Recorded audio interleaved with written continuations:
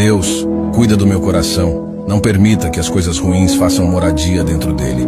Me ajude a perdoar sempre que alguém me ferir, mesmo que, às vezes, eu não entenda o porquê das atitudes alheias. Que eu possa manter a serenidade diante das dificuldades e que, mesmo nos momentos de dor, eu consiga encontrar forças para continuar seguindo o caminho que o Senhor traçou para mim. Dá-me a sabedoria para lidar com as injustiças e a paciência para esperar pelo teu tempo, confiando que tudo tem um propósito maior.